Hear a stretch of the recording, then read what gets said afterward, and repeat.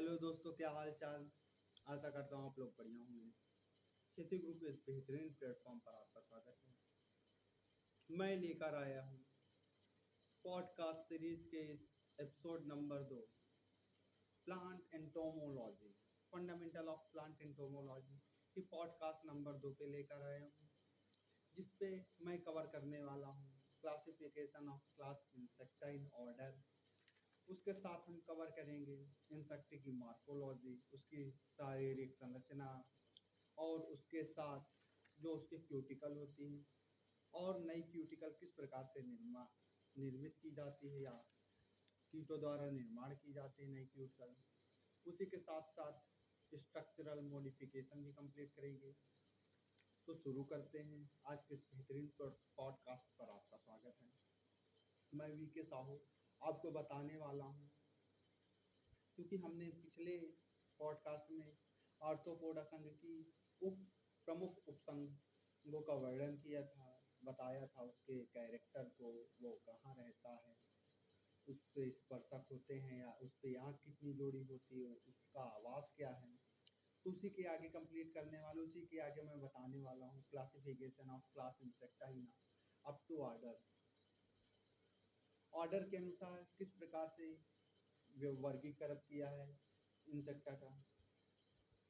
तो कीट वर्ग आर्थ्रोपोडा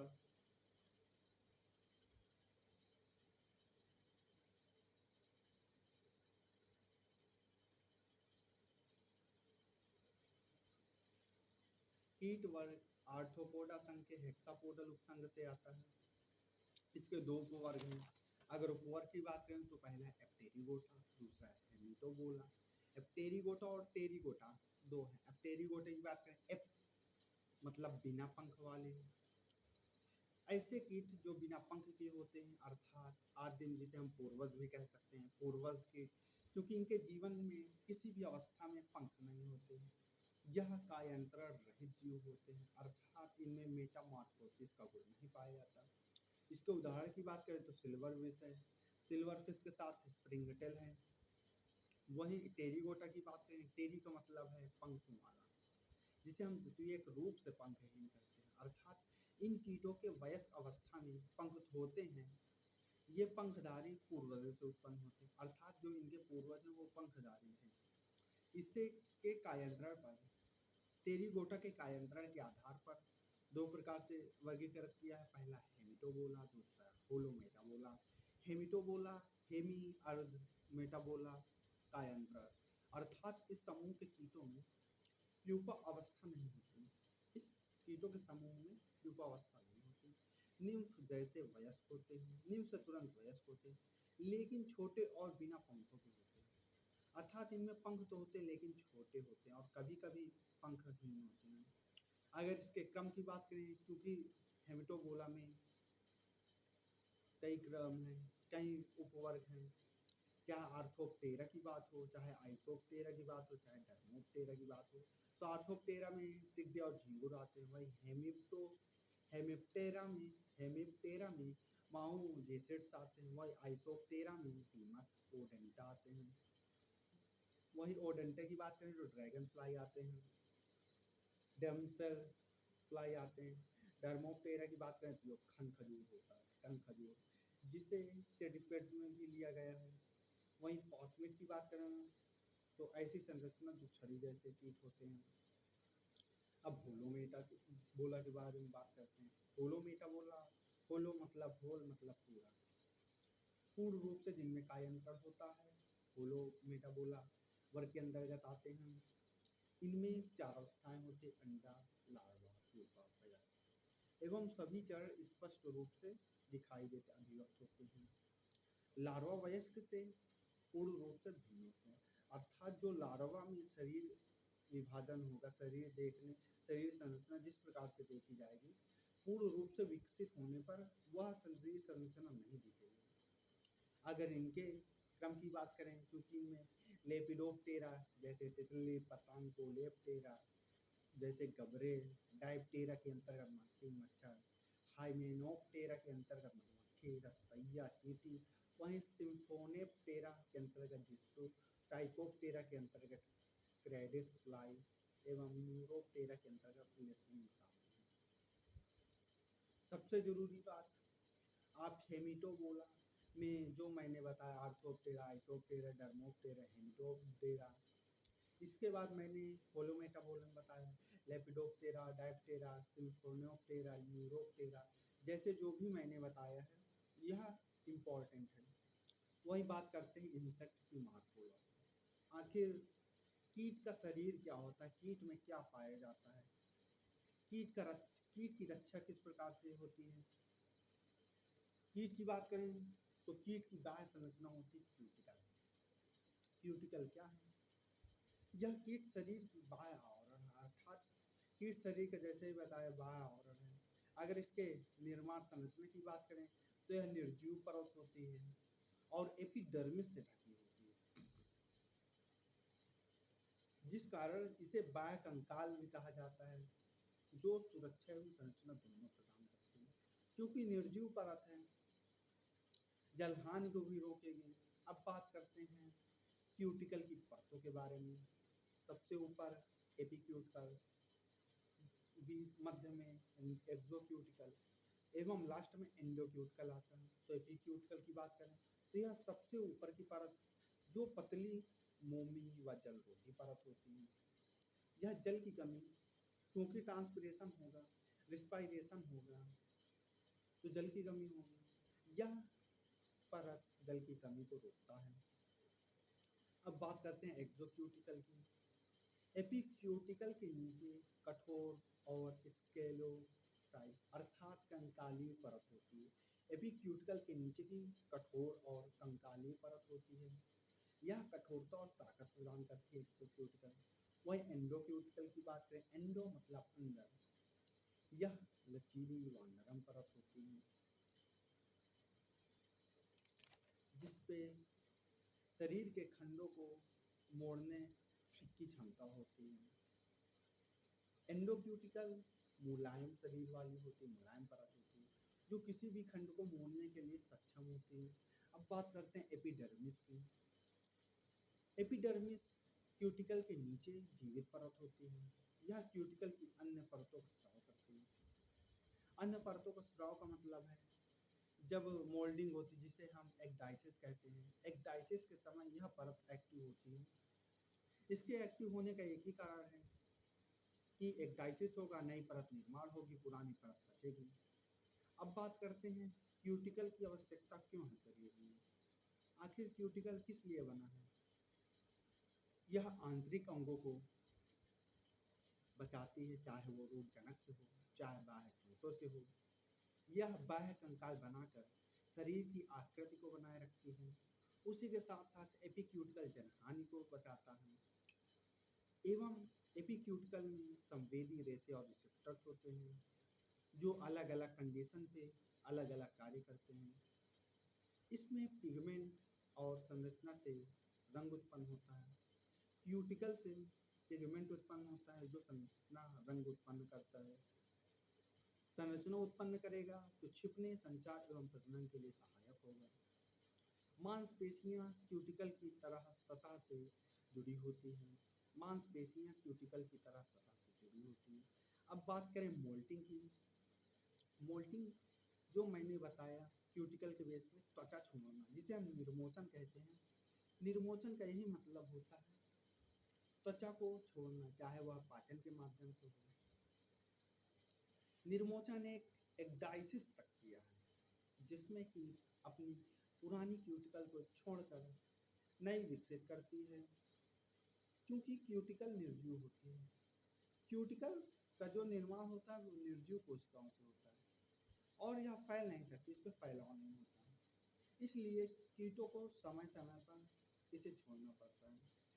समय समय पर इसे छोड़ने का मतलब है जब क्यूटिकल की डेवलपमेंट होगी तो उसके शरीर में आकार में परिवर्तन आएगा। क्योंकि आपको पता है निर्जीव चीज, जो निर्जीव वस्तुएं होती है उनमें डेवलपमेंट नहीं होता, एडिशन तो होगा, डेवलपमेंट नहीं होगा। इसलिए क्यूटिकल को पाचक एंजाइम पचाते हैं और एक्डाइसिस की सहायता से छोड़ते हैं। अब बात करते हैं आखिर एक्डाइसिस किस तरह से होती है। तो एक्डाइसिस के निर्मोचन के निम्न चरण हैं। पहला एपोलाइसिस। एपोलाइसिस का मतलब है पुरानी क्यूटिकल का एपिडर्मिस से अलग होना। उसके बाद है सिक्रेसिंग ऑफ मोल्टिंग फ्लूइड, निर्मोचन निर्मोचन द्रव्य का स्राव, बहिस्राव, बाहर करना। इसके अंतर्गत यह द्रव छोड़ता है जो पुरानी क्यूटिकल की अंदरूनी एपिडर्मिस नई क्यूटिकल को निर्माण करता है। यह द्रव कहाँ से छोड़ेगा? तो एक्डिसोन। एक्डिसोन हार्मोन है जो प्रोथोरैसिक प्राथोरैसिक ग्रंथि से निकलने वाला हार्मोन होता है, जो सिक्रेशन ऑफ मोल्टिंग फ्लूइड के लिए उत्तरदायी होता है। अब बात करते हैं नए क्यूटिकल का निर्माण किस प्रकार से होगा। जब एपिडर्मिस नई क्यूटिकल बनाता है तो पुरानी क्यूटिकल के नीचे नई क्यूटिकल निर्मित होती है। अब एक्डाइसिस की बात करें तो पुरानी क्यूटिकल को छोड़ने की वास्तविक प्रक्रिया एक्डाइसिस कहलाती है। वहीं स्क्लेरोटाइजेशन की बात करें तो स्क्लेरोटिन जैसे प्रोटीन के माध्यम से नई क्यूटिकल को गहरा व कठोर बनाता है। अब बात करते हैं हार्मोन। आखिर हार्मोन क्या होते हैं, इनका कीट किस प्रकार से उपयोग करता है और इनके कीट शरीर में किस प्रकार से अहम योगदान होता है। एक्डिसोन जो पथोरैसिक ग्रंथि से निकलने वाला हार्मोन जो मोल्टिंग की शुरुआत करता है। जुबैलिन हार्मोन यह लार्वा की विशेषताओं को बनाए रखता है और पूर्ण वयस्क बनने से रोकता है। अर्थात आपने तितली में देखा हो, तितली में कैटरपिलर के लिए रिस्पॉन्सिबल है जुबैलिन हार्मोन। क्योंकि जुबैलिन हार्मोन अगर हार्मोन स्रावित नहीं करेगा तो तितली बन जाएगी, स्रावित करेगा तो तितली बनने से रुकेगी। तो इसी तरह उदाहरण समझिए। वहीं बात करते हैं आखिर मोल्टिंग होती क्यों है। क्या ज़रूरत है कीटों को अपनी शरीर से नई त्वचा निर्माण करना, पुरानी बाहर करना? यह मोल्टिंग विकास के लिए आवश्यक है। मोल्टिंग नहीं होगी, शरीर डेवलपमेंट नहीं होगा। इसके बिना कीट आकार में नहीं बढ़ सकते क्योंकि क्यूटिकल निर्जीव कोशिकाओं से निर्मित है। कायांतरण की प्रक्रिया के लिए आवश्यक पुरानी क्यूटिकल या क्षतिग्रस्त मरम्मत होती है। अब बॉडी सेगमेंटेशन की बात करें, आखिर इनका शरीर किन खंडों में विभाजित होता है। तो पहला होता है हेड, सिर। सिर की बात करें तो सिर में कीट के शरीर का अग्रभाग होता है। सिर कीट के शरीर का अग्रभाग होता है जो 6 भ्रूणी खंडों के जुड़ने से निर्मित होता है। अगर इसके अंतर्गत आने वाले भाग की बात करें तो पहला भाग है मुख, दूसरा संयुक्त नेत्र, तीसरा सरल नेत्र, चौथा एंटीना, पांचवा मस्तिष्क। मुख की बात करें तो यह भोजन ग्रहण करने में सहायक होता है। वहीं संयुक्त नेत्र की बात करें तो देखने के लिए सहायक होता है।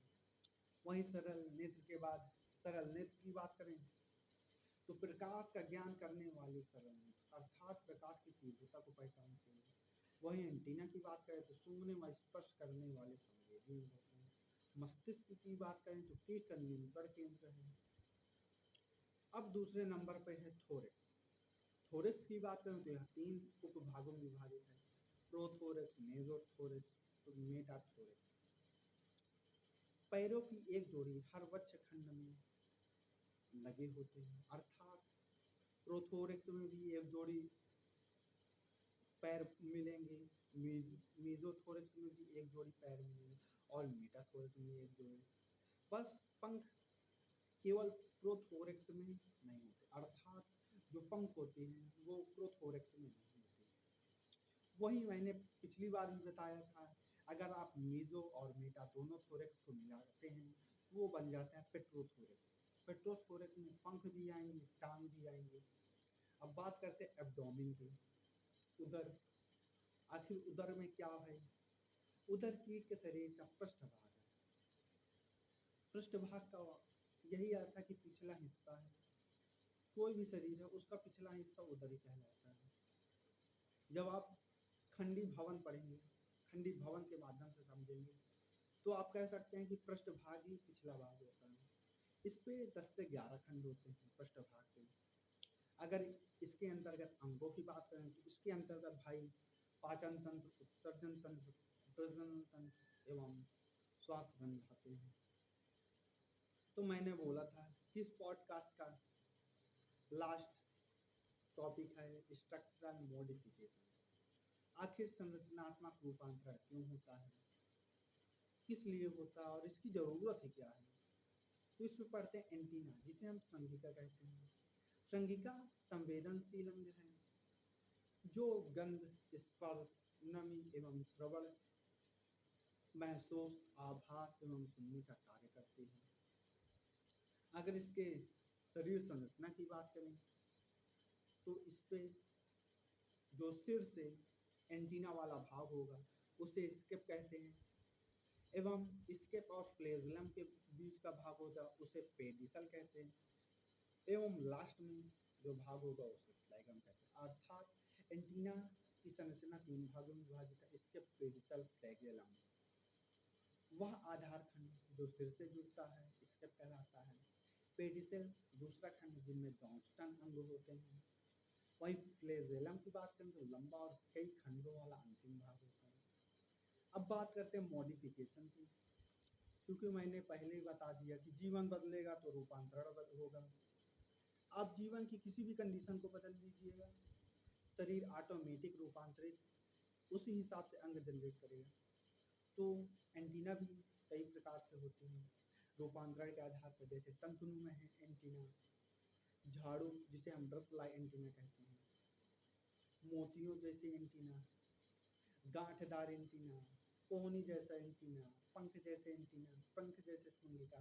तंतुनुमा की बात करें तो टिड्डे में पाया जाता है या धागे के आकार का होता है, धागे जैसे संरचना होती है, वो झाड़ू झाड़ू या ब्रश-फ्लाई श्रृंगिका की बात करें तो झाड़ू जैसा होता है।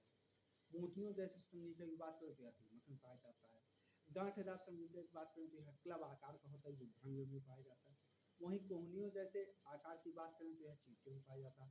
पंख जैसे श्रृंगिका की बात करें तो यह मच्छरों में पाया जाता है। अब बात करते हैं मुखांग की। ऐसे अंग जो भोजन के लिए बने होते हैं, अर्थात भोजन ग्रहण करना, काटना, ऐसी सभी क्रियाएं मुखांग में होती हैं या सिर से जुड़े होते हैं। अगर इसके भाग की बात करें तो इस पे निम्न भाग आते हैं laburnum, mandible, maxillary, labium, हाइपोफेरिंक्स। Laburnum की बात करें तो ऊपरी ओंठ, लेबरनम मुखांग का ऊपरी ओंठ है जो बाकी अंगों को ढकता है। वही मेंडिबल की बात करें तो चपड़े जैसे भोजन को काटने व पीसने के लिए होता है। मैक्सिली जो जोड़ी में पाए जाते हैं, भोजन को संभालने, जिसे हम कहते हैं पकड़ने में काम करता है। वहीं लेबियम की बात करें तो निचला ओठ होता है जो भोजन को पकड़ने में सहायता करता है। वहीं हाइपोफेरिंक्स की बात करें तो हाइपोफेरिंक्स जीभ जैसा अंग होता है जो निकलने में सहायता करता है। अब इनके भी मॉडिफिकेशन की बात करते हैं तो इनमें निम्न मुखांग आते हैं चबाने वाले, चूसने वाले, स्पंज वाले, चुभोने वाले। यह सब अनुकूल के अकॉर्डिंग है। अनुकूल का यही मतलब है। धन्यवाद। यही अनुकूल का यही मतलब है। चूसने वाले, चुभने वाले, चूसने वाले मच्छर, चबाने वाले मजबूत जबड़े टिड्डा, चूसने वाले, चुभोने और चूसने वाले मच्छर। वहीं स्पंज अर्थात तरल पदार्थ को सूंघने वाले मक्खी, चुभोने वाले, तेज सुनने वाला एफिड्स। तो दोस्तों यही से आपका सेकंड पॉडकास्ट सीरीज समाप्त होती है। मुझे आशा नहीं विश्वास है कि आपने अगर इस वीडियो या इस पॉडकास्ट को एग्ज़ाम से पहले किसी भी समय सुन रहे हैं तो आपके लिखने के मैटर को परिवर्तित कर देगी, सोचने की क्षमता बदल देगी। एवं यह हमारे किसान भाइयों के लिए भी उपयुक्त है, क्योंकि उन्हें लगता है हम कीट किस प्रकार से पहचान सकते हैं। तो इस पे कीट पहचान की भी अच्छी प्रकार से व्याख्या नहीं कर सकते, कॉन्सेप्ट कह सकते हैं। कॉन्सेप्ट को मैंने बताया है। तो धन्यवाद। यहीं से आपका पॉडकास्ट समाप्त होता है। जय जवान जय किसान।